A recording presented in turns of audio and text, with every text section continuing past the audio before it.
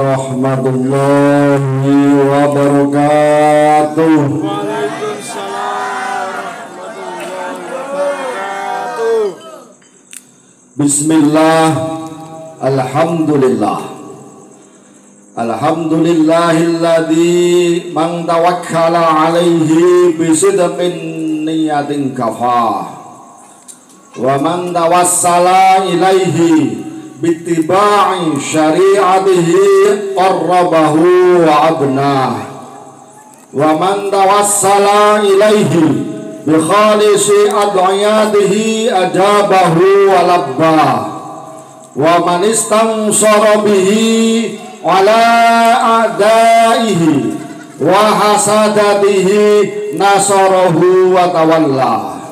Asyhadu an la ilaha illallah wahdahu la syarika lah. Wa asyhadu anna Muhammadan abduhu wa rasuluhu la nabiyya ba'dah. Allahumma salli wa sallim ala sayyidina Muhammad ibn Abdullah wa ala alihi wa sahbihi wa mawalah.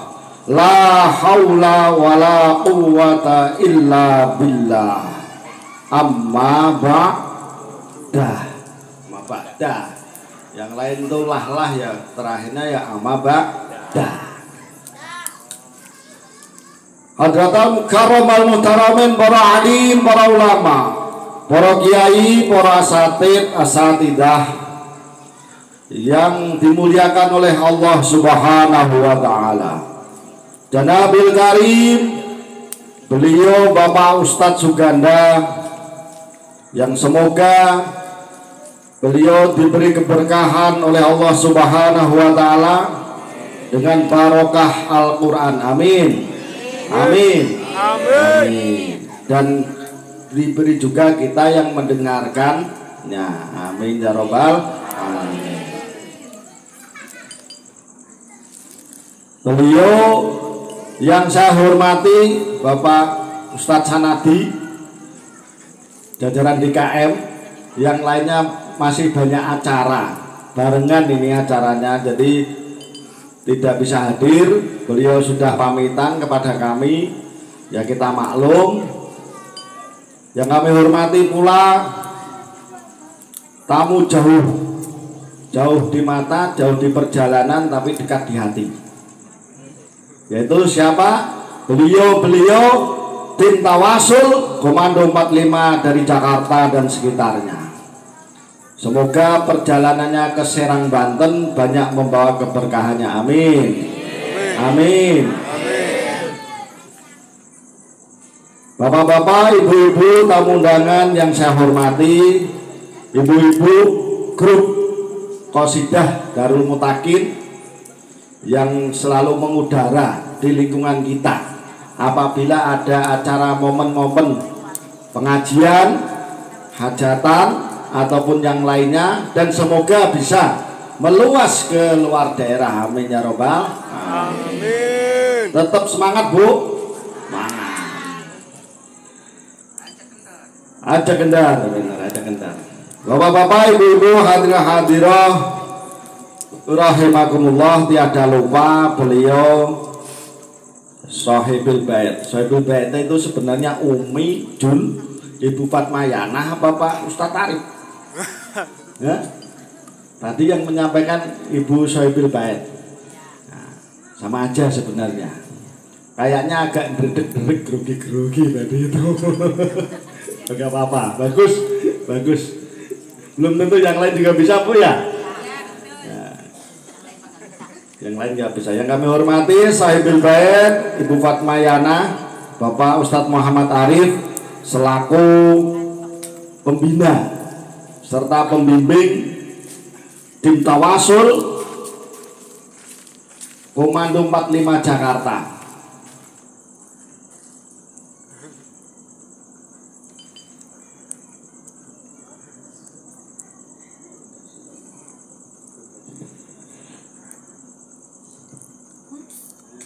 Ustadz ngelah langsung diantri minum.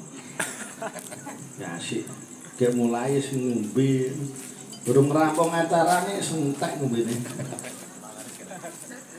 Saya ulangi yang saya hormati beliau Shahibul Bait Bapak Ustadz Muhammad Arif Bufat Mayana, sekaligus Bapak Ustadz Muhammad Arif itu pembina pembimbing yaitu tim Tawasul Komando 45 Jakarta, sekaligus Ketua Majelis Taklim Al-Abroriyah. Semoga kiprahnya beliau, perjuangannya beliau dapat ridho dari Allah Subhanahu wa taala dan bisa istiqomah serta lebih semangat lagi. Amin ya robbal alamin. Untuk mengawali apa yang akan saya sampaikan nanti,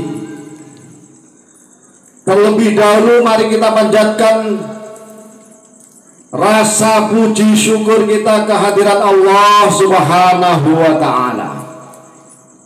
Karena atas karunia, limpahan rahmah, taufik, hidayah serta inayahnya, sehingga kita bisa berkumpul bermuajahah di kediaman Bapak Ustadz Muhammad Arif dengan keadaan sehat walafiah, tiada halangan suatu apapun.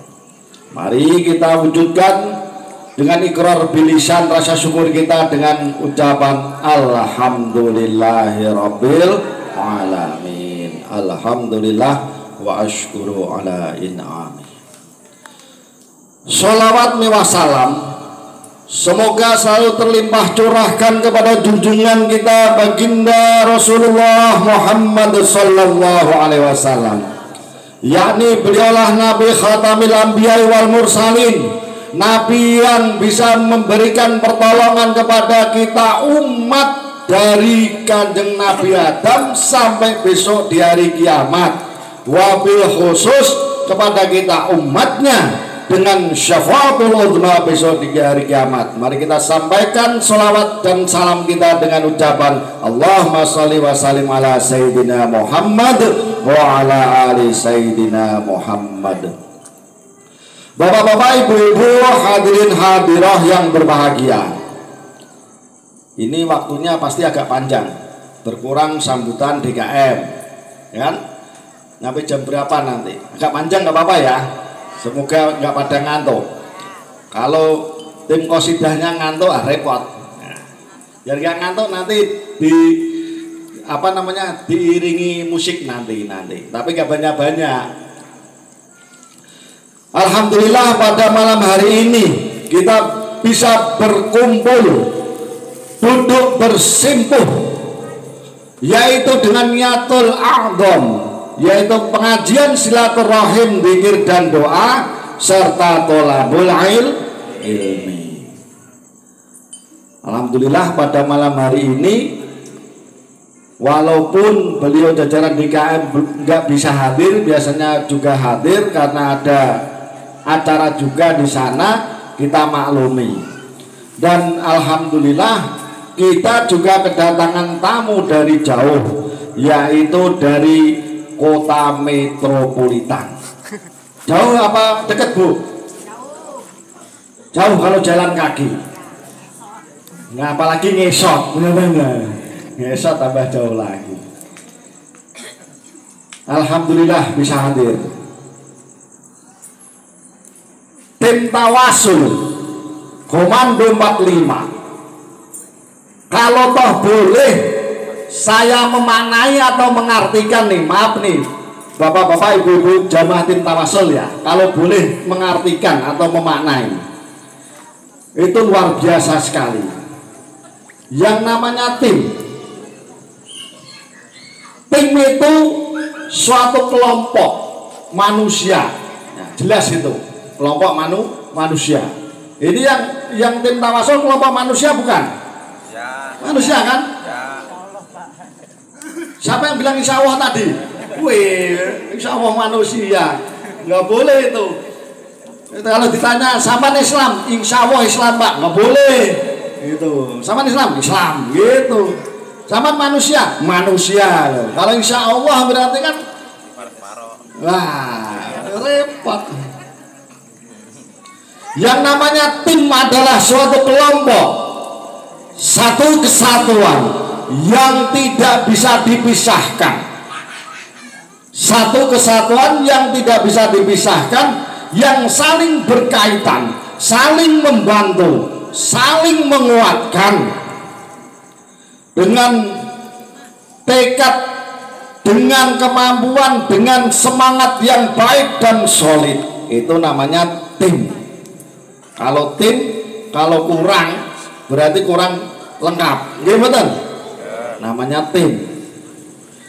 Nah, tapi alhamdulillah ini hanya sebagian, Pak Bu, yang bisa datang, yang hadir hanya sebagian ya. Sebagian besar masih belum bisa hadir. Begitu juga dengan jamaah majelis taklim Malabruriyah. Jadi sebagian besar juga tidak bisa hadir karena sesuatu hal, ada juga yang kurang sehat. Semoga saudara-saudara kita semua yang lagi dikasih anugerah sakit, semoga lumantar doa kita semua agar diangkat oleh Allah penyakitnya zahir dan batin. Semoga lekas sembuh, amin ya robbal alamin, sehingga bisa ngumpul lagi, bisa kompak lagi. Bapak-bapak, ibu-ibu, hadirah-hadirah rahimakumullah. Tim tawasul, yang namanya tawasul. Tawasul itu apa Pak Bu?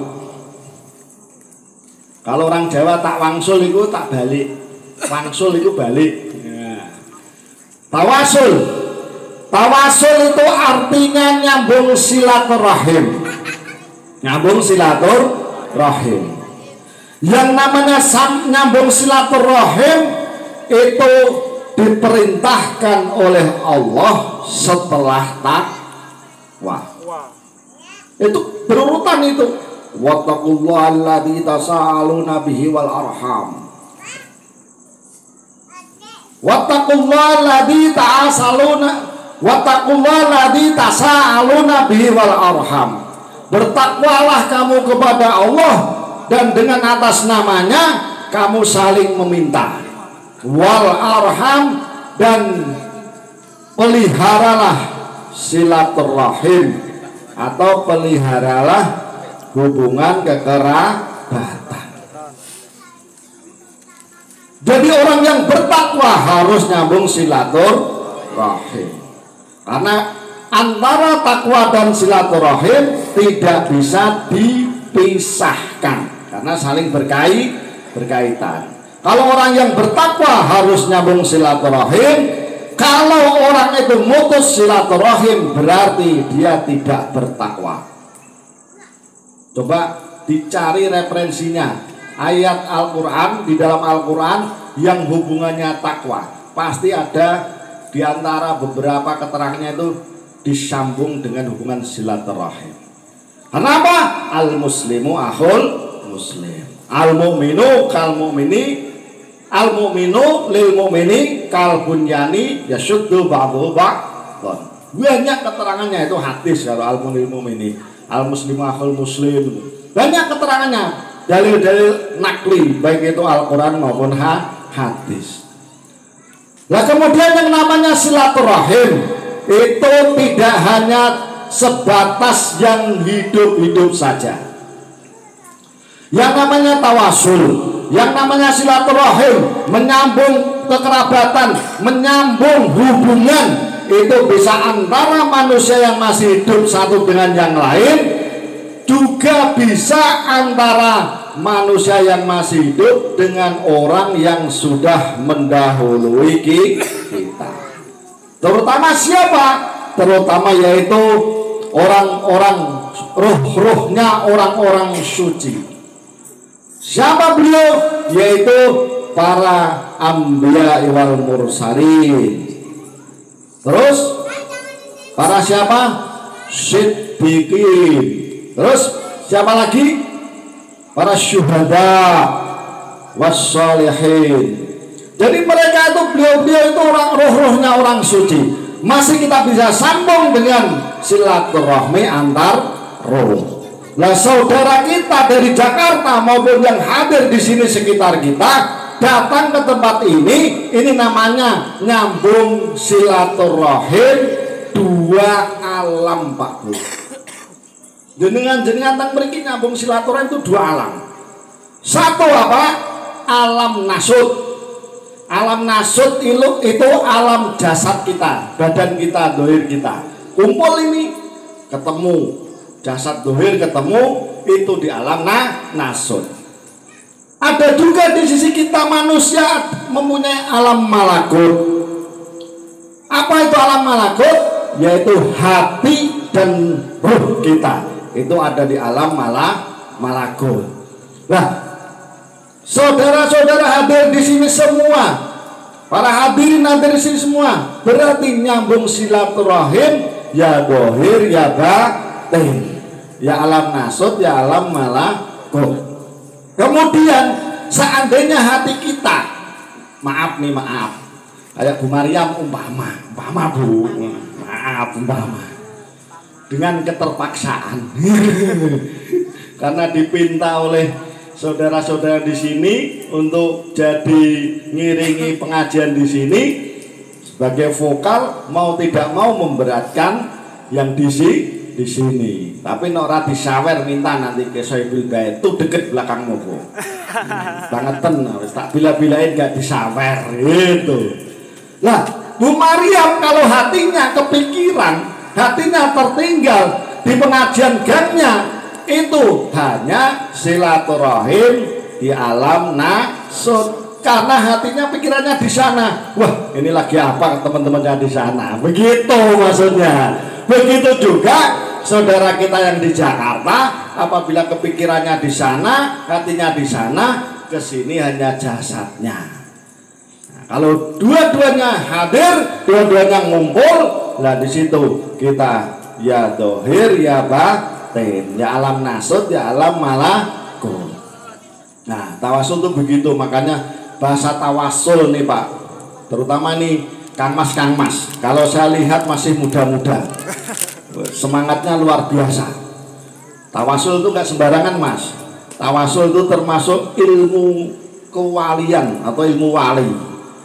Makanya lumayan ujiannya, ya enggak? Lumayan kan ujiannya? Wadang urusannya maut, masalah nyari yang belum punya jodoh, susah nyari jodohnya. Oh, ujian itu. Ujian, terus yang masalah rezeki ya ada habis. Gitu. Terus yang rumah tangga diguncang dengan keharmonisannya. Banyak itu. Karena apa? Orang-orang yang dipilih jadi kekasihnya Allah pasti akan diuji yang begitu berat. Kenapa? Sampai sejauh mana kesabarannya? Itu. Innallaha ma'as sabirin. Enggak bakal kalau nggak diuji. Hadirin hadiroh yang berbahagia, itulah tawasul. Sekilas saja, kalau tak tawasul tak jelasin nambah waktu panjang nantilah. Apa itu Pak Ci? Tidak jelas asul tawasul itu apa. Yang jelas tawasul itu nyambung silaturahim ya dohir ya batin ya antar roh. Lah ketika saudara kita di Jakarta mendoakan jamaah yang di sini mendoakan jamaah yang di Jakarta dengan tempat yang berbeda, dengan jasad yang jauh, maka kita termasuk nyambung silaturahim antar roh, saling mendoakan, saling meminta, saling keberkahan. Seumpama saya berdiri boleh nggak Pak Bu? Boleh ya. Sondok anyep kursinya, apa kudanan mau?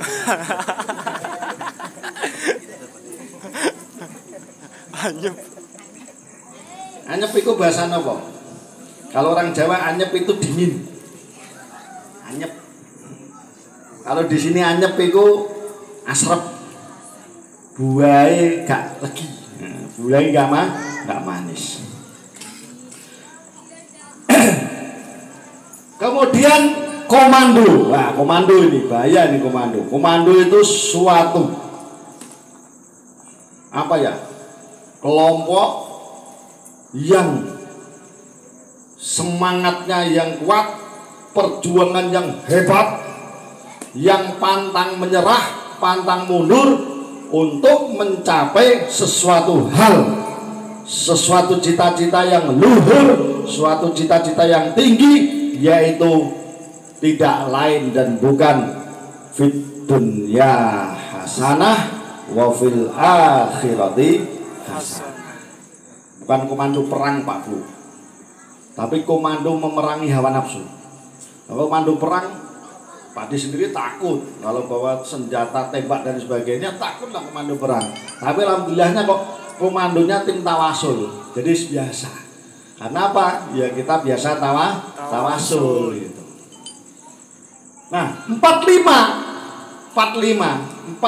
itu banyak arti, banyak makna.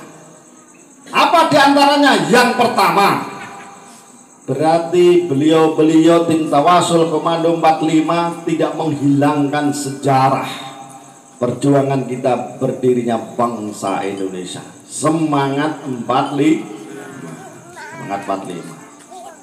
Itu luar biasa. 45 bisa dimaknai kalau digabung angkanya 9. 4 tambah 5 9. 9 itu angka yang tinggi.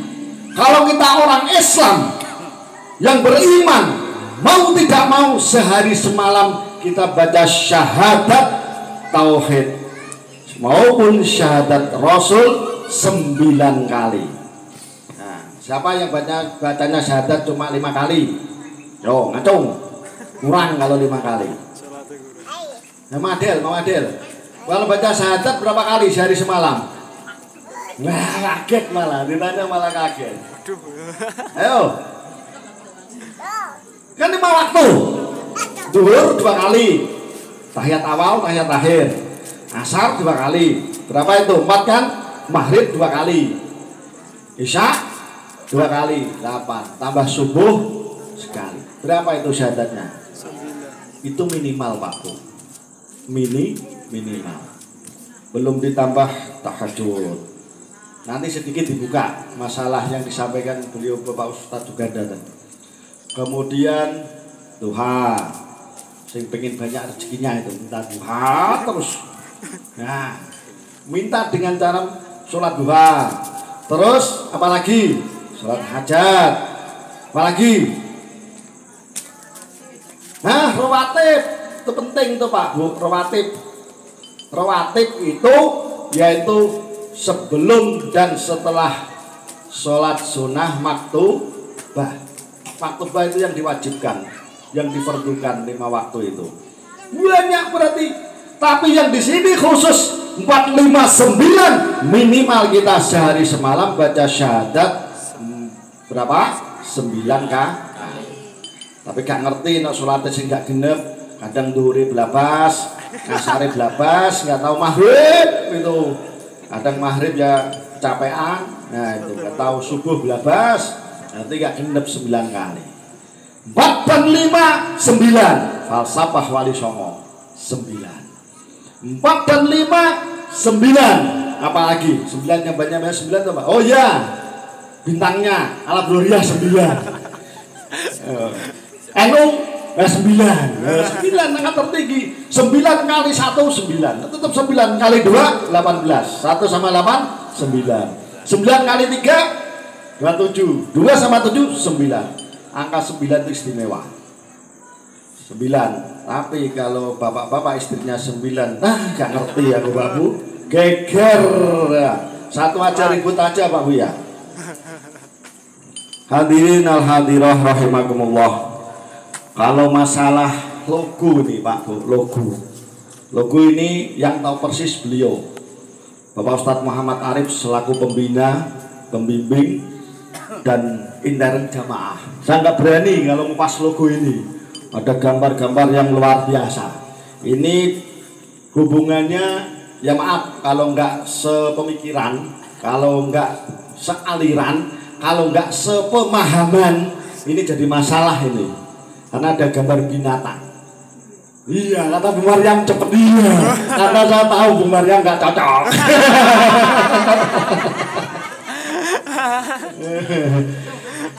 Ini sebenarnya simbolis spiritual Bu. Simbolis spiritual. Jadi kalau bahasanya di mana di rumah ada gambar makhluk hidup, malaikat nggak mau masuk, ya kan? Gitu bahasanya. Ada, ngerti saya Bu. Nah, pada hakikatnya, kalau di dalam diri kita ini banyak sifat-sifat binatangnya. Nah ini yang jelas, yang bahaya. Kenapa? Di antaranya doakan terhijab. Gimana? Di antaranya itu. Hadinah hadirah rahimakumullah. Ini banyak kepeane saya ini. Pokoknya sampai sing betah sing ngomong apa betah sing mirengke coba. Ayo, betah sing ngomong betah sing mirengke. Monggo sambil didahar. Sambil baik udah habis katanya. Ada yang dikeluarin lagi nggak kira-kira? Kalau masih ada daripada nanti dibawain ke Jakarta mending dimakan di sini. Nah, kalau Jakarta wes kalau kebagian nggak apa-apa. Kalau enggak ya wes alhamdulillah berkah. Nah, ya. Bapak-bapak, ibu-ibu, hadirah rahimakumullah. Sehingga apa-apa Bu, kita itu hidup di dunia, itu namanya hidup di dunia perjuangan bagi orang yang beriman. Hidup adalah perjuangan. Ad-dunya mazra'atul akhirah. Dunia adalah ladangnya akhirat. Apa yang kita tanam di dunia, apa yang kita lakukan di dunia, apa yang kita jalani di dunia akan berakibat nanti di akhirat. Tuh, memang begitu. Mau dibantah ya monggo silahkan. Percaya ngoten, mboten nggih ngoten. Dunia adalah ladangnya akhirat. Apa yang kita lakukan pasti nanti akan dipetik di akhirat. Maka dari itu kalau hidup di dunia adalah perjuangan, maka butuh pengorbanan. Apa diantaranya pengorbanannya? Satu, pengorbanannya waktu, tenaga, pikiran. Itu jelas itu. Orang berjuang tidur mulu, molor mulu, ya nggak berjuang. Berjuang dari mana? Tidak ada hasilnya. Itu satu. Yang kedua, apa pengorbanannya? Bisa lewat materi. Gimana? Nah ini termasuk perjuangan nih. Amalnya beliau Sahibul Bait Bapak Ustadz Muhammad Arif dan orang-orang yang membantu beliau dan kita yang menghabiskan. Ya, kalau diadakan kemudian nggak kita makan ya juga percuma kan. Nah ini kalau disuguhi nggak diminum juga mubadir. Diminum dulu Pak Bu.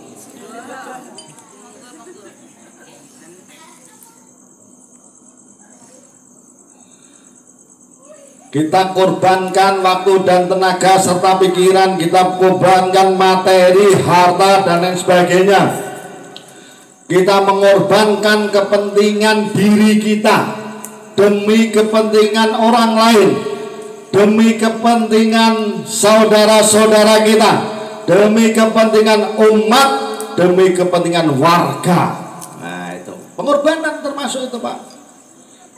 Kalau nggak ada perjuangan ya nggak ada pengorbanan. Kalau ada pengorbanan ya termasuk perjuangan. Mungkin yang nggak hadir di sini bisa bantu, nah itu termasuk perjuangan juga. Tapi tenaganya nggak ada, hadirnya kurang. Ini kalau berangkat semua Pak, Bu yang diundang, nggak muat kali tempatnya. Kalau nggak ada halangan, saudara-saudara kita nggak muat tempatnya ini. Tapi alhamdulillah Allah ngaturnya itu pas. Jadi seandainya ini kok pada berangkat nambah lagi terpal, nambah lagi gelaran. Tapi ya baik dan buruknya khairihi wa syarihi minallah. Berarti Allah sudah menentukan saat ini kita ngumpulnya sekian orang. Alhamdulillah. Yang namanya perjuangan butuh apa Pak Bu? Kenapa? Pengorbanan. Butuh yang lain lagi apa lagi Bu? Kenapa Bu? Ayo Pak, ngantuk Bapak ini. Apa Pak Dedi? Butuh apa Pak Dedi?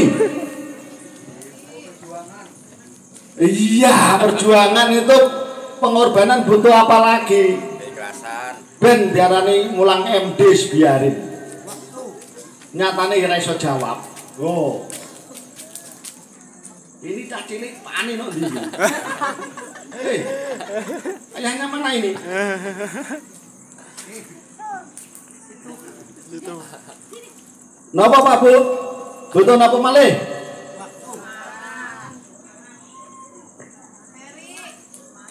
Udah tadi materi. Nih, betul Bu Maryam. Berarti pikirannya orang nang kono. Butuh kesabaran. Kaget Bu Maryam, betulnya malah kaget. Butuh kesabaran. Tanpa modal sabar mual. Tanpa modal kesabaran gak bakal, Pak. Ya kan? Butuh kesabaran. Yang namanya segala sesuatu itu butuh kesabaran. Yang namanya kebaikan juga banyak tantangannya. Nggih betul? Nggih, jan Pak awake pegel. Masuk angin, Budi masuk angin. Nah, balik ndimu Budi. Mana Budi? Mau pulang tak? Hah? Ora lah, tak paksa suruh berangkat tadi. Biar sehat ketemu teman-temannya. Ono abang, ono ijo, ono kuning, ono ireng, komplit kan. Apa-apa muga-muga sembuh ya. Amin. Butuh kesabaran. Perjuangan, berjuanglah sesuai kemampuan kalian masing-masing. Berjuanglah sesuai keahlian masing-masing. Berjuanglah sesuai dengan apalagi keahlian, kemampuan, sesuai lagi apalagi bidangnya masing-masing. Yang qasidah berjuang dengan qasidahnya syiar Islam, bersolawat terus, latihan bersolawat. Yang lain seperti beliau-beliau yang tim tawasul berjuang dengan apa? Dengan mengendalikan hawa nafsunya agar ketemu yang namanya sabar dan ikhlas. Kemudian yang namanya perjuangan itu bolak-balik kok ngomongnya sone pade kok perjuangan terus kok Pak Bu bahas dari kok pokoknya ini perjuang terus, berjuang di jalan kebaikan, berjuang di jalan kebenaran, berjuang di jalan Allah li'a'la kalimatillah, fa insyaallah kita akan dicintai Kanjeng Nabi Muhammad sallallahu alaihi wasallam seperti yang disampaikan tadi Bapak Ketua Majelis Taklim Pak Ustadz dan termasuk tim atau pengasuh tawasul Komando 45 Jakarta dan sekitarnya. Selawatan nggih Pak Bu nggih. Untung-untung kita ngaji walau seminggu sekali. Untung-untung kita ngaji walau seminggu sekali. Kumpul kita diberkahi, dosa kita diampuni. Kumpul kita dirahmati, dosa kita diampuni. Shalli wa sallim Ya Rabbi ala Nabi Sayyidina. Shalli wa sallim ya Rabbi ala Nabi Sayyidina Muhammadin wa alihi wa sahbihi ajma'ina. Muhammadin wa alihi wa sahbihi ajma'ina. Hidup itu perjuangan bagi hamba yang beriman. Hidup itu perjuangan bagi hamba yang beriman. Kita butuh pengorbanan, ikhlas di dalam amalan. Kita butuh pengorbanan, ikhlas di dalam amalan. Shalli wa sallim ya Rabbi ala Nabi Sayyidina Muhammadin wa alihi wa sahbihi ajma'ina. Janganlah kita takut bila dalam kebenaran. Janganlah kita takut bila dalam kebenaran, zikir doa serta tawasul, silaturahim pengajian. Zikir doa serta tawasul, silaturahim pengajian. Salli wa sallim ya Rabbi ala nabi sayyidina Muhammadin wa alihi wa sahbihi ajma'in.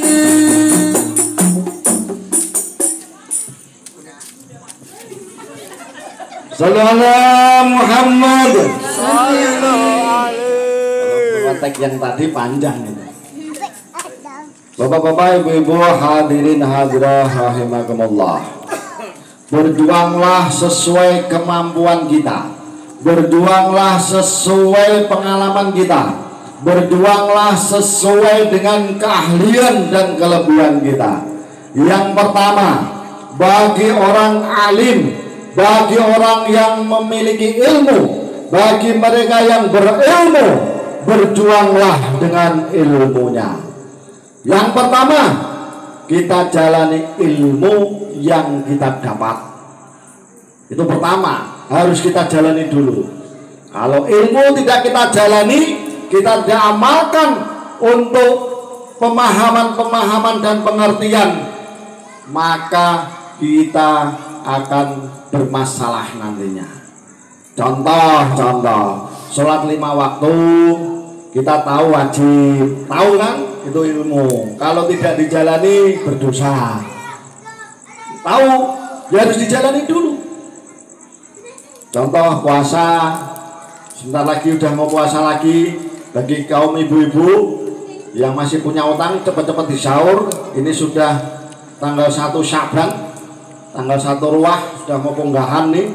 Bapak-bapak terutama juga yang masih punya utang puasa, di kodo, di apa namanya, ganti yang kemarin belum di kodo, untuk ganti puasa yang kemarin ditinggalkan. Berjuanglah dengan ilmu, yaitu setelah dijalankan maka harus kita sampaikan kepada orang yang tepat. Dalam arti, apabila kita punya posisi dan harus kita sampaikan ketika saudara kita bertanya atau orang datang meminta kepada kita atau kita disuruh mengisi tausiah ataupun pengajian, maka keluarkanlah, maka sampaikanlah. Balighu ani walau ayat, sampaikan dariku walaupun hanya 1 ayat. Sebisa kita jalankan, dan sebisa kita ketika kita ditanya, ketika disuruh menyampaikan, ya harus kita sampaikan. Pak, Bu, coba ini dengerin, saya itu punya pengalaman. Sampan itu tahu nggak Pak Bu yang namanya Kiai atau Pak Ustadz? Ayo, Bu, Pak, Mbak, siapa? Mamai nganu tuh, lali sampan itu. Mamai Ijar. Ya, Baleni, Mbak Solekah, Mbak Solekah apal warung, warungnya Mbak Solekah apal. Oh, Karisa. Itu yang namanya kiai atau ustadz, jenengan paham Pak Bu? Itu tim tawasul paham nggak? Ya atau ustadz tuh paham nggak? Ayo. Padahal dipikir-pikir lucu ya. Kita itu banyak kenal Pak Ustadz, banyak kenal Pak Yai. Kok dia tahu ya aneh kan? Apalagi Mamani itu, Bu Hayati itu, Bu Nur Hayati itu dari Gerawalan Tengah. Kalau diundang pengajian Pak D, maaf di sini ada acara pengajian. Lah saya tanya, Kiai atau Ustadz ngerti nggak sampean Bu? Ngerti? Tenane. yang namanya kiai atau Pak Ustadz, kata guru saya, itu ada 3 kategori. Ingat nih, ada 3 kategori. Yang pertama, siapa beliau? Kiai atau Ustadz nasib. Yang kedua, kiai atau Ustadz nasab. Yang ketiga, kiai atau Ustadz nusuk. Tuh yang disampaikan guru saya, Syekh Yai Guru Ahmad Karnadi Abroro. Beliau penasihat Kiai Makrifat beliau itu. Tenang Mas, tawasul. Kita punya guru hebat, penasihat Kiai Makrifat. Kalau ada apa-apa nanya silahkan, bebas. Nanya ke beliau yang dekat, Pak Ustadz Arif. Nanti Pak Ustadz Arif kalau bisa sampaikan pasti sampaikan, kalau nggak bisa jalurnya pasti ditanyakan ke saya nggak ngerti, tetap masih kita punya sumber guru kita, Syekh Yai Guru Ahmad Karnadi Abroro. Tuh beliau ada di Jawa, kapan saja bisa ditemui lewat batiniah kalau bisa. Tek gitu langsung sampai sana komunikasi. Katanya kan begitu kata Pak Arif tadi. Kata Pak Ustadz tadi kan begitu. Bisa sampaikan secara dohir, bisa lewat batin. Wah keren kan? Tuh. Siapa itu kiai atau Ustadz nasib? Ciri-ciri kiai atau Ustadz nasib itu pada dasarnya beliau bukan basicnya, bukan jatahnya jadi kiai atau Ustadz. Dia memiliki ilmu agama, tahu ilmu agama nggak begitu banyak Pak Bu, nggak begitu banyak, tapi nasibnya baik, dipercaya orang. Itu namanya kiai atau Ustadz nasib. Nah, ciri-cirinya apa? Kiai atau Ustadz nasib itu ketika menyampaikan kepada orang lain, gimana caranya condong kepada dirinya, ngikuti dirinya. Menghasut orang agar ngikuti dirinya dengan menjelekkan orang lain, agar menjelekkan kelompok yang lain atau Ustadz kiai yang lain. Merasa dirinya paling benar, menghasut orang. Itu kiai atau Ustadz nasib. Nasibnya bagus, keilmuannya nggak begitu menguasai, hanya itu dan sekitar itu, terkadang juga jawabnya sembarangan. Maka hati-hati kalau ketemu kiai atau Ustadz nasib kayak gitu. Karena apa? Takutnya kita salah berguru atau salah ngikuti. Tuh, nasibnya baik, ya bisa ngaji, bisa baca Quran, bisa apa aja bisa, tapi kurang menguasai ilmu agama. Karena memang jatahnya bukan jadi ustadz atau kiai. Nasibnya bagus sehingga jadi ustadz atau kiai dengan cara menghasut orang lain, menjelekkan yang lain agar mempercayai dirinya. Satu, ustadz atau kiai nasib. Yang kedua, nasab. Kiai atau Ustadz nasab. Nasab itu Pak Bu, memang orang tersebut jatahnya itu jadi kiai atau Ustadz. Jatahnya memang. Kenapa? Dari mbah-mbahnya, leluhurnya, kakek buyutnya ke atas itu rata-rata kiai. Kiai turun sampai di dirinya itu tesnya, tusnya keturunan itu jatahnya memang jadi kiai. Nah, kalau Allah sudah jatah, sudah memberikan anugerah jatah dia jadi kiai atau ustadz, itu beliau akan diberi takyid oleh Allah, diberi keilmuan oleh Allah, pemahaman oleh Allah yang luas, sehingga ngerti ilmu agama, memahami ilmu-ilmu risalah Rasulullah, sehingga bisa menyampaikan dengan benar sesuai keilmuan yang benar. Oh, Ustadz nasab, bapak nih kiai, seandainya bapaknya bukan kiai, mbahnya kiai, burungnya kiai, nasab jatah itu nggak bisa dihindari Pak Bu. Kemudian yang ketiga, kiai atau Ustadz nusuk. Kiai atau Ustadz nusuk itu sebenarnya orang tersebut jatahnya bukan jadi Ustadz atau kiai, tapi berhubung sami'na wa ta'na sama gurunya, selalu mengikuti bimbingannya gurunya, selalu benar-benar dia di jalan gurunya, sehingga disisipi, disusupi ilmu gurunya, sehingga bisa menjadi kiai atau ustaz. Nah itu mantap. Bukan jatahnya kiai, tapi berhubung pengabdian beliau, berhubung benar-benar perjuangan beliau, ngikuti gurunya, ngabdi gurunya, sami'na wa ata'na sama gurunya, sehingga disisipi ilmu gurunya. Pintar jadi kita ustadz itu. Nah terus mana tingkatan yang paling bagus? Yang paling bagus kita ustadz nasab, yang kedua nusuk, yang ketiga ya nasib. Nasibnya baik. Paham bukan Pak Bu? Jangan salah paham ya. Maksud saya bilang begitu itu seandainya nanti nih beliau-beliau ini jatah jadi kiai, jangan sampai jadi kiai nasib. Ya Pak Bu. Ya jamaah-jamaah itu loh maksudnya. Bukan kalau kita menilai orang lain, tidak. Ilmu itu untuk dipahami diri kita. Jangan sampai kita jadi ya atau ustaz nasib. Kalau jadinya atau ustaz nasib meninggal. Karena apa? Takutnya nanti menyesatkan orang lain itu. Nah terus gimana caranya yang paling gampang? Yang paling gampang itu tadi apa?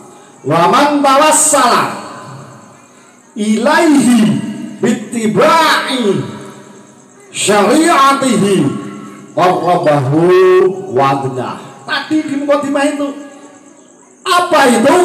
Yaitu dengan kita bertawassul, berwasilah, ikhtiar, nyambung hubungan silaturahim dengan bittiba'i, dengan mengikuti syari'atihi, syariat Kanjeng Nabi. Benar-benar kita dengan bittiba'i syari'atihi, kita bisa menjadi ustadz atau kiai yang benar dengan pedoman keilmuannya, yang benar dengan syariatnya. Bapak-bapak, ibu-ibu, hadirah rahimakumullah, itu yang pertama. Berjuanglah dengan ilmunya bagi orang-orang alim. Tapi Pak Bu, godaannya orang alim itu juga berat Pak Bu. Jangan dianggap orang alim itu enak. Jangan dianggap. Karena apa? Orang pintar, orang alim, orang yang banyak ilmunya, kalau tidak tahu penyakitnya, juga akan menjerumuskan dirinya kehinaan di hadapan Allah. Penyakitnya wong alim niku napa Pak Bu? Yo. Sombong, kemarin kenceng sombong. Nah, betul. Penyakit yang pertama orang alim itu sombong. Sombong itu bisa merasa dirinya paling hebat, paling pintar, kemudian mencemooh orang lain. Tidak mencemooh orang lain, tapi bisa sombong dengan cara apa? Dengan cara tidak menerima kebenaran orang lain. Ayo, sombong betul. Bu Maryam bener atau akoni? Sombong Pak Din. Nah dia jawabnya bener, dia aku. Berarti gua ora sombong Pak Bu ya. Nah gitu. Jadi ngalem dewek ini namanya Bu. Kita ngakui kebenaran saudara kita, kita ngakui kebenaran orang lain, kita ngakui kebenaran orang alim yang lain, itu tidak sombong. Tapi kalau kita tidak mengakui kebenaran orang lain, itu sebenarnya kesombongan di diri kita. Iya betul? Iya. Bagaimana sih pernah jadi tokoh-tokoh, mau jadi kayak Bu Nur Hayati kita untuk tokoh RW, tokoh ketua majelis taklim, tokoh pengurusan yatim piatu itu apa, tokoh khas, serba repot, serba paidu. Nah, iya kan?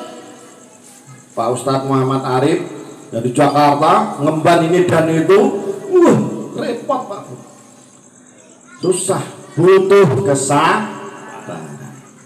Penyakit yang lain apa Pak Bu selain sombong? Sombong atau takabur seduluri lanang Ibu.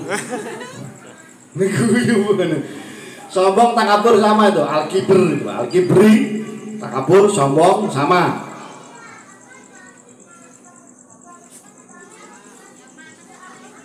Ria. Penyakit yang kedua ria. merasa paling alim, merasa apa, wah yang lain itu enggak, kita butuh kemuliaan dan lain sebagainya. Itu riya. Kalau orang nggak menghargai kita, gimana? Kita pengennya dipuji orang lain, itu riya. Riya. Riya bisa mengubah orang mukmin menjadi munafik dan bisa mengubah orang mukmin menjadi syirik batiniah. Nah, hati-hati dengan sifat riya. Memang kalau ngaji tawasul Pak Bu, ini agak mendalam, agak berat. Ini nggak boleh, itu nggak boleh, ini nggak boleh, itu nggak. Karena yang diurusi itu nafsu hati kita, penyakit hati kita. Tapi kalau paling ngaji enak, pahala surga, wis terus itu enak, malah ngaji enak itu. Tapi kalau ngaji urusan tawasul, ngaji urusan tazkiyatun nufus, ngaji untuk ilmu kewalian, itu berat. Itu salah, ini salah, itu salah, ini salah kabeh. Akhirnya jawabannya hakikate sing bener namung Gusti Allah. Bingung enggak Pak Bu? Ayo, sing bener iku menungso apa Gusti Allah? Nah, ya Gusti Allah lah, al-insanu mahalul khata' wa nisyan. Ya kan? Maka dari itu Pak Bu, ketika kita belajar, kita juga harus tahu, ketika punya ilmu harus kita jalani, ketika kita sudah bisa menjalani, kita amalkan, dan jangan lupa kita harus paham dengan penyakit orang yang memiliki ilmu.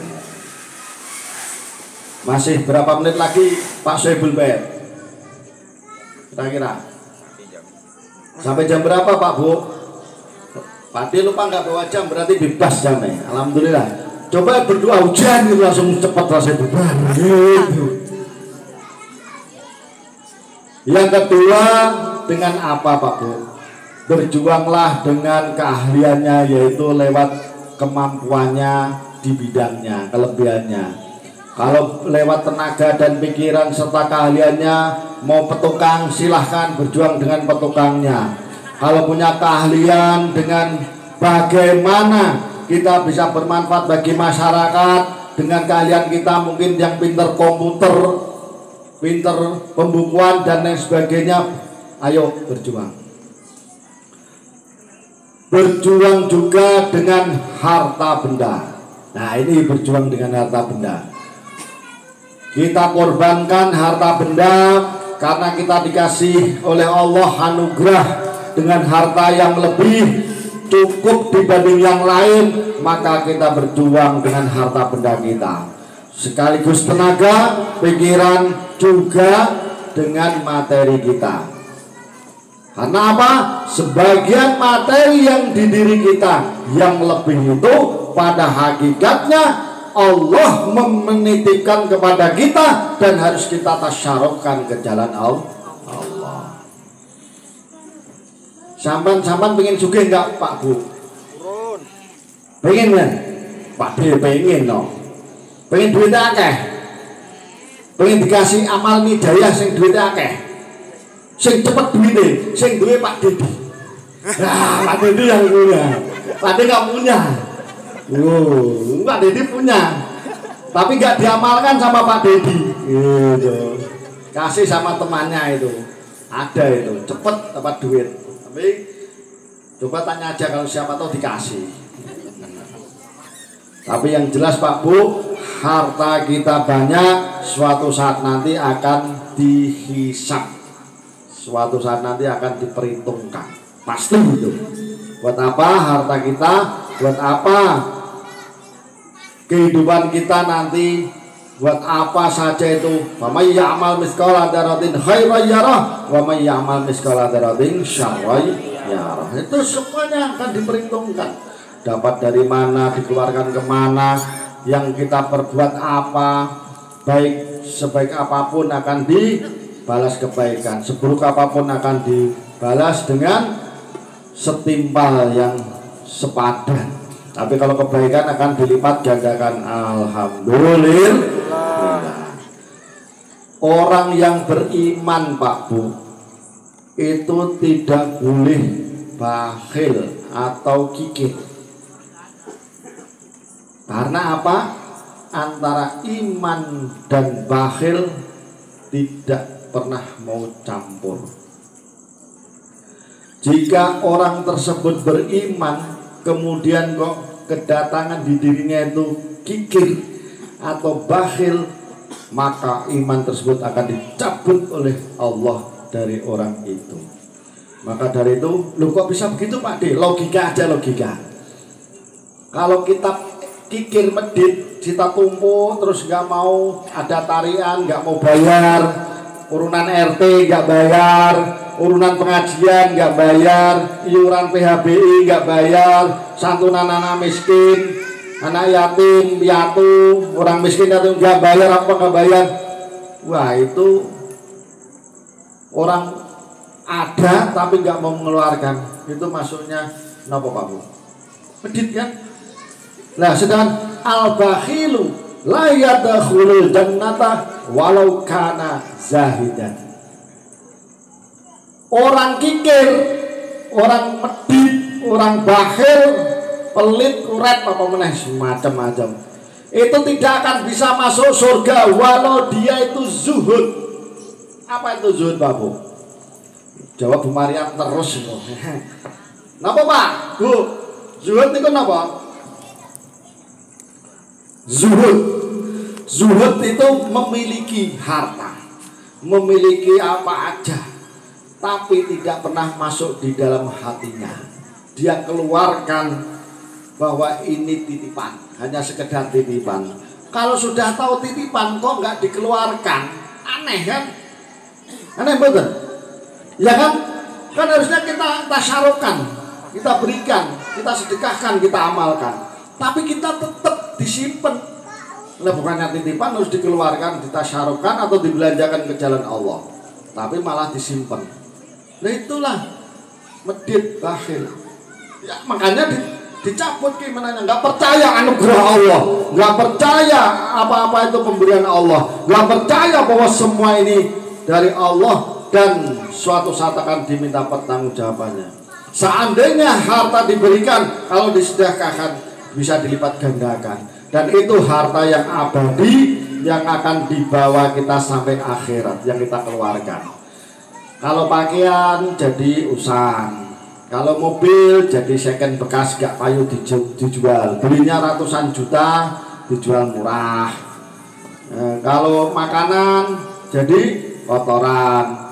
Pokoknya kalau diberikan barang untuk kepentingan keinginan kita manusianya, itu hanya bersifat sementara, bisa dinikmati, tapi bukan harta yang abadi. Harta yang abadi yang bisa bermanfaat di dunia maupun yang di akhirat, yang kita keluarkan, yang kita sedekahkan, yang kita amalkan untuk urusan apapun dengan tujuan baik, yaitu dengan tujuan mengharap ridho Allah Subhanahu wa taala, demi syiar, demi yang lainnya. Itu harta yang baik yang akan abadi di sana.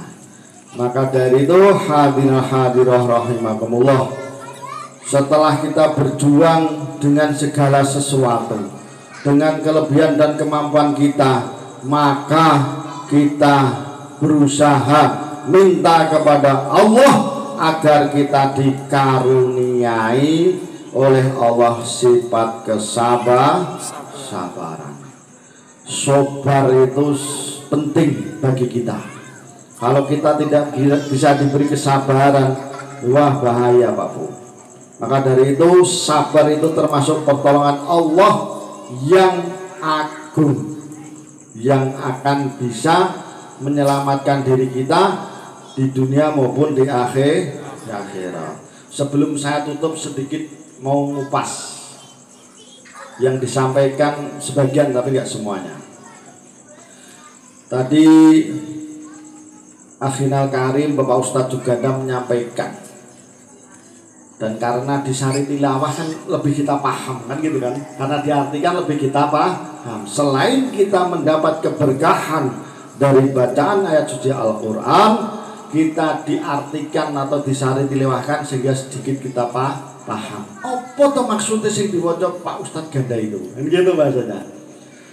Ayat yang pertama yaitu kita diperintahkan oleh Allah untuk sholat ketika matahari tergelincir sampai gelapnya malam, dan laksanakan pula sholat subuh.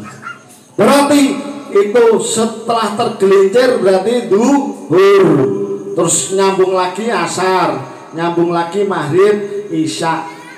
Nah, dan laksanakan sholat subuh sampai gelapnya malam, berarti waktu isya itu panjang. Dan ayat berikutnya disuruh nambahi tahajud, dan sholatlah tahajud sebagai tambahan ibadah. Semoga kita diangkat ke derajat maqam mahmudah, derajat yang tinggi yang terpuji. Sebenarnya sholat tahajud itu tujuannya untuk mendapatkan petunjuk. Tujuan sholat tahajud itu agar kita diberi petunjuk oleh Allah Subhanahu wa ta'ala. Sholat tahajud itu untuk menambal, atau apa ya bahasanya, kok bahasa aneh, menambal, ketembelan sholat kita 5 waktu yang kurang baik ya, nutupi ya. Nutupi kan ditutup gitu. Nambal itu ono sing bolong ditambal, ya wis ditutupi, padha wae ditutupi. Khawatir saya orang Jakarta nggak paham nih, karena bahasanya campur-campur Jawa. Untuk nutupi kekurangan-kekurangan di dalam sholat kita, kesalahan-kesalahan kita di dalam sholat 5 waktu, itu sholat tahajud. Selain kita memohon agar diberi petunjuk, yang kedua yaitu untuk nutupi sholat kita yang kurang baik atau kurang sempurna. Nah sekarang sholat tahajud ke orang sholat 5 waktu lah, aneh. Yang wajib nggak dijalankan, yang sunnah dijalankan. Nah, sama juga kita apa ya bahasanya, kalau sing gampang itu sabuan sing set ora katokan, ya sing sabu ya apa nih, cuma kan iya itu 5 waktu, terutama bagi bapak-bapak, kaum pemuda berjamaah di masjid, sholat berjamaah di masjid. Kemudian ayat berikutnya, wa qur rabbi adkhilni mudkhala sidqi, wa qur rabbi adkhilni mudkhala sidqi wa akhrijni mukhraja sidqi waj'alni min ladunka sultanan nasira. Dan katakanlah wahai Muhammad, suruh minta kepada Allah, Rabbi adkhilni, ya Tuhanku masukkanlah aku ke dalam tempat masuk yang benar. Rabbi adkhilni mudkhala sidqi, kita itu minta kepada Allah. Kanjeng Nabi Muhammad disuruh minta kepada Allah, sekaligus kita sebagai umatnya pula juga diserukan, karena Al-Quran itu juga buat umat. Paling bingung jawabnya coba, masuk yang benar terus keluar yang benar itu apa coba? Dah bingung kan? Keluar yang senyum-senyum malah. Masuk yang benar, ya Allah masukkanlah aku ke dalam masuk yang benar. Masuk yang benar itu diantaranya para ahli mufassir, ada yang dimaksud kita beramal dengan penuh keikhlasan. Setelah kita menjalani ibadah, kemudian kita hanya mengharap ridho Allah. Nah itu bahasanya masuk yang benar, keluar ikhlas karena Allah. Ada yang begitu. Ada juga yang diartikan ketika masuk ke alam kubur, kita semoga diberi apa? Husnul khatimah. Itu masuk yang benar, husnul khatimah. Nanti dibangkitkan dari alam kubur juga diselamatkan oleh Allah. Itu keluar yang benar. Ada juga Pak, kalau saya memaknai begini, Rabbi adkhilni mudkhala sidqi, Rabbi adkhilni, ya Allah masukkanlah saya, masukkanlah kami, masukkan saya mudkhala sidqi, ke dalam masuk yang benar. Apa itu masuk yang benar? Li ahadiyatika, ke samudra keesaan. Itu masuk yang benar itu begitu. Kita masuk dalam lingkungan keesaannya Allah, nyawiji karo Gusti Allah, yaitu lewat apa tadi diantaranya? Sabar, ikhlas, perjuangan. Masuk yang benar ke samudra keesaannya Allah. Wa akhrijni mukhraja sidqi, dan keluarkanlah kami, dan keluarkanlah saya dengan keluar yang benar. Keluar yang benar itu keluar dari apa? Anil hawa, dari cengkeraman hawa nafsu kita, Pak Bu. Dari cengkeraman hawa nafsu kita. Jadi agar kita tidak dikuasai hawa nafsu kita, keluar dari hawa nafsu, itu keluar yang benar, bukan mengeluarkan hawa nafsu, nafsu amarah, marah murka, wah keluar saya dengan nafsu marah, wah bukan itu. Maksudnya biar kita itu tidak selalu ngikuti hawa nafsu kita, keluarkan dari cengkeraman hawa nafsu kita. Waj'alni min ladunka sultanan nasira, dan jadikanlah dari sisimu, ya kan, berikanlah dari sisimu suatu urusan yang bisa menolongku. Apa? Anil maksiatika, yang bisa menolong kita agar tidak menjalani kemaksiatan. Itu maknanya tinggi itu. Masuk ke samudraan Allah, ke samudra keesaan Allah, ketauhidan, keluar dari cengkeraman hawa nafsu, dan kita diberi oleh Allah kekuasaan dari sisi Allah, kekuatan yang agar bisa menghindari hawa nafsu. Tuh, paham gitu? Sehingga dilanjutkan lagi, wa qul ja'al haq wa zahaqal batil innal batila kana zahuqa. Dan katakanlah wahai Muhammad, kata Nabi kata malaikat Jibril, kebenaran telah datang, yang batil telahnya lenyap. Kebenaran telah datang, yang batil telah akan lenyap. Ya, innal batil akan azhaqa, yang batil pasti lenyap. Lah apabila kita berjalan di jalan kebenaran, di jalan yang hak, kita jangan sampai takut, jangan pernah takut kalau kita berjalan dengan kebenaran. Pantang mundur, pantang menyerah, seperti komando 45. Udah komando 45, gambarin macan karo naga. Wis, spiritual yang tinggi macan dan naga. Tapi dengan janji apa? Berjalan di kebenaran. Yang ada kebenaran, arti kebenaran di mana? Arti ini. Abroria. Promosi. Abroria itu orang-orang yang menjalankan kebenaran. Bukan merasa benar, bukan, salah lo ya. Berusaha menjalankan kebenaran atau kebaikan, itu abroria. Sehingga jadi Darul Mutakin, pas itu Nogori Citra. Ladangnya orang-orang yang bertakwa. Tetap lewat abroria sih. Biar jadi Darul Mutakin, percaya warayo. Nah, sampai nang meletot jalan ke sing salah-salah, gak iso mlebu Darul Mutakin. Nggih betul? Iya, jalankan kebenaran dulu, baru kita masuk Darul Mutakin. Iki karangane Padi, kula iki kitabe ra temu. Karangannya saya. Tapi bener gak? Secara akal bener gak? Jalankan kebenaran dulu, baru kita masuk kategori Darul Mutakin. Tempatnya orang-orang yang bertakwa, pasti menjalankan kebenaran.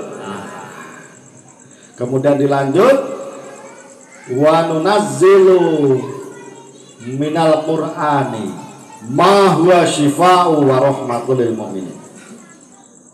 Dan katakanlah, itu wawu atop, dan kami turunkan Al-Quran. Dari Al-Quran, kami turunkan dari Al-Quran sesuatu yang bisa jadi penawar, obat. Nah, obat, penawar atau obat. Syifa'un artinya obat atau penawar. Kemudian menjadi rahmat bagi orang-orang yang beriman. Wis ta ora beriman, maca Quran enggak ada artinya. Loh kok gitu Pak De? Belum bisa jadi obat, belum bisa jadi rahmat. Ya betul. Ya kan di sini jelas. Sedangkan bagi orang-orang yang zalim gitu. Sedangkan bagi orang-orang yang zalim, wala yazidu zalimina illa khasara. Tapi bagi orang-orang yang zalim itu hanya menambah kerugian. Wah, konsolat enak-enak nonton bola konsolat. Enak-enak lagi nonton sinetron Korea kon sholat kon ngaji. Nah ini Iya enggak? Lagi nak rumi suruh ngaji. Nah iya, itu. Bahasa gitu.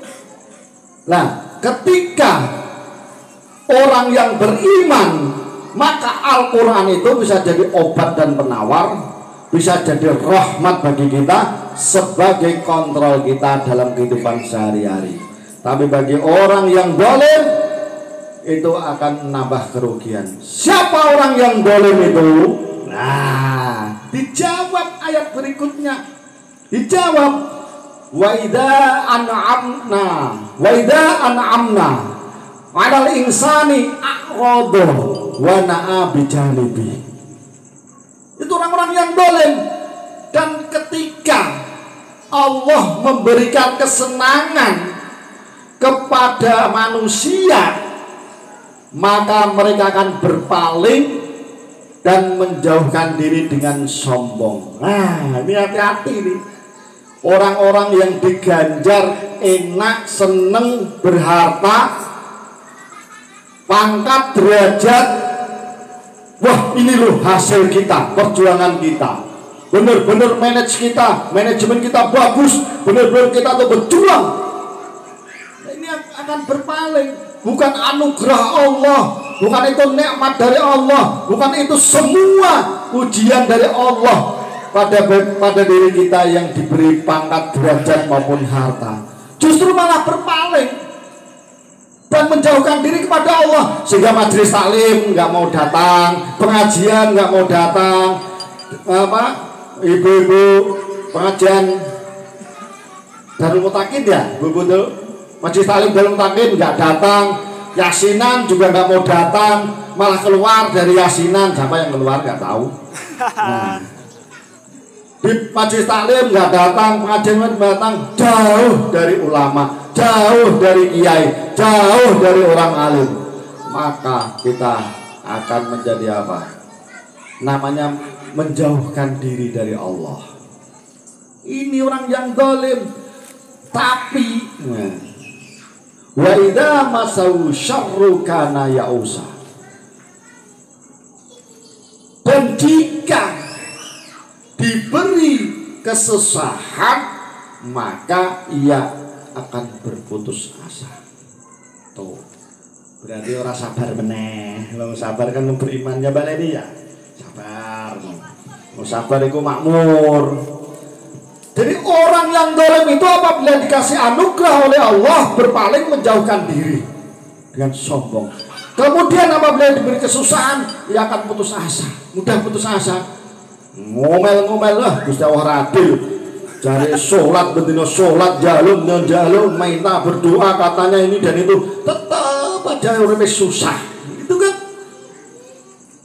ngomel, putus asa, malah itu karena pengirannya. Bahwa kita diciptakan di dunia, kita dihidupkan di dunia. Wa ma khalaqtul jinna wal insa illa liya'budun. Kita diciptakan itu pada hakikatnya disuruh untuk mengabdi, Pak Bu.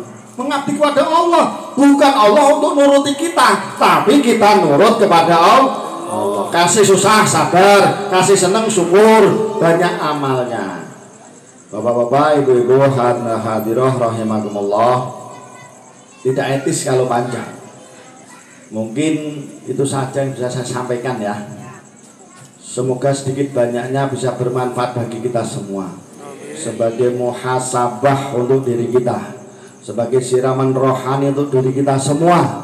Dan semoga diberikan oleh Allah ilmu yang manfaat dan barokah, amin ya robbal alamin. Bisa menjalankan kebaikan, bisa menjalankan kebenaran atas bimbingan dari Allah Subhanahu wa taala, dan bisa dikasih oleh Allah juga untuk berusaha menjauhi larangan-larangannya, amin ya robbal alamin.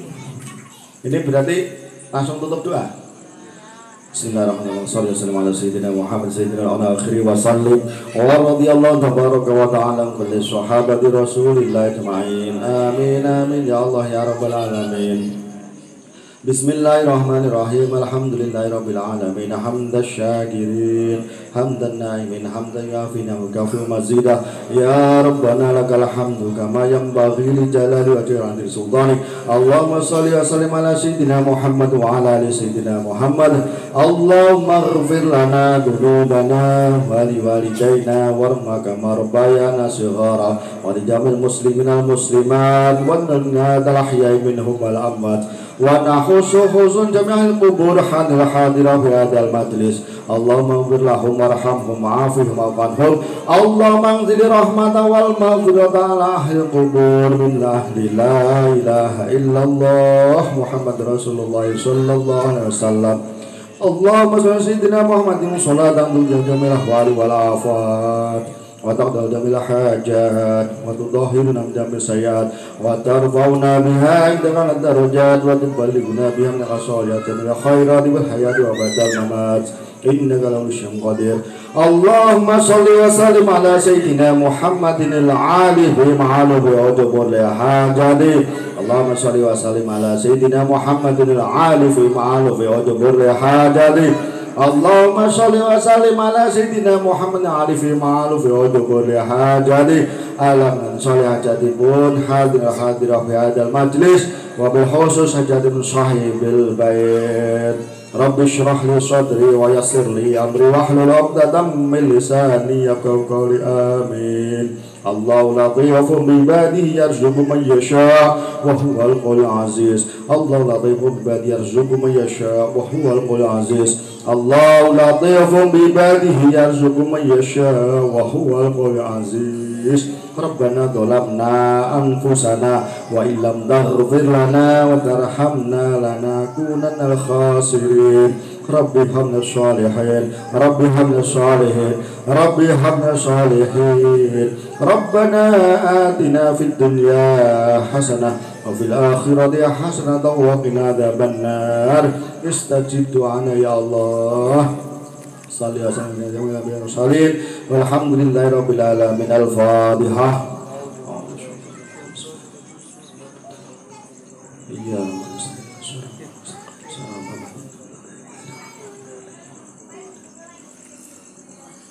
Hadirin hadiroh, kurang lebihnya saya mohon maaf pada bapak-bapak, ibu-ibu, mobil khusus Bu Mariam dan Mbak Leni sekaligus yang lain. Bukan maksud hati untuk nyinggung, nyindir dan sebagainya, tapi memang saya senang yang senang guyon. Kalau nggak senang guyon, saya juga nggak berani. Gitu. Semoga dimaafkan ya. Sedikit banyak mohon maaf, kurangnya terima kasih. Kalam billahi taufiq wal hidayah wal ridha wal inayah. Assalamualaikum warahmatullahi wabarakatuh.